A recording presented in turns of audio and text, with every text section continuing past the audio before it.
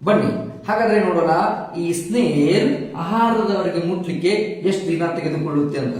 ಇಲ್ಲಿ ನೋಡಿ, ಡೇ 1 ನಲ್ಲಿ ಅದು ಹಗಲಿನಲ್ಲಿ 3 ಸೆಂಟಿಮೀಟರ್ ಇರುತ್ತೆ, ರಾತ್ರಿ 2 ಸೆಂಟಿಮೀಟರ್ ಕೆಳಗೆ ಇಳಿಯುತ್ತೆ.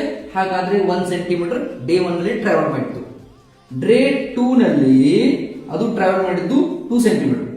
ಡೇ 3 ನಲ್ಲಿ ಅದು ಟ್ರಾವೆಲ್ ಮಾಡಿದ್ದು 3 ಸೆಂಟಿಮೀಟರ್. ಹಾಗಾದ್ರೆ ನಿಮ್ಮ ಆನ್ಸರ್ ಎಷ್ಟು? ನನ್ಗೆ ಗೊತ್ತು, ನೀವೆಲ್ಲ 10 ಡೇಸ್ ಅಂತ ಹೇಳ್ತಿದ್ದೀರಾ. ರಾಂಗ್. ಈ ಆನ್ಸರ್ ರಾಂಗ್ ಆಗಿದೆ. ಹಾಗಾದ್ರೆ ಕರೆಕ್ಟ್ ಆನ್ಸರ್ ಏನು? ಅದುವೇ 8 ಡೇಸ್. ಹೇಗಂತೀರಾ? ಹಾಗಾದ್ರೆ ಪೂರ್ತಿ ವಿಡಿಯೋ ನೋಡಿ. ಡೇ 4 ನಲ್ಲಿ ಅದು 4 ಸೆಂಟಿಮೀಟರ್ ಟ್ರಾವೆಲ್ ಮಾಡಿತು. ಡೇ 5 ನಲ್ಲಿ 5 ಸೆಂಟಿಮೀಟರ್. ಡೇ 6 ನಲ್ಲಿ 6 ಸೆಂಟಿಮೀಟರ್. ಡೇ 7 ನಲ್ಲಿ 7 ಸೆಂಟಿಮೀಟರ್ ಟ್ರಾವೆಲ್ ಮಾಡಿದೆ. ಹಾಗಾದ್ರೆ ಡೇ 8 ನಲ್ಲಿ ನೋಡಿ, ಡೇ 8 ನಲ್ಲಿ ಅದು 7 ಸೆಂಟಿಮೀಟರ್ ಪ್ಲಸ್ ಡೇ ಟೈಮ್ ಅಲ್ಲಿ ಅದು 3 ಸೆಂಟಿಮೀಟರ್ ಇರುತ್ತೆ. ಹಾಗಾದ್ರೆ 3 centimetre is equals to 10 centimetre. ಅದು ತೆಗೆದುಕೊಂಡ ದಿನವು 8 ಸೆಂಟಿಮೀಟರ್. ಇದುವೇ ಸರಿಯಾದ ಉತ್ತರ.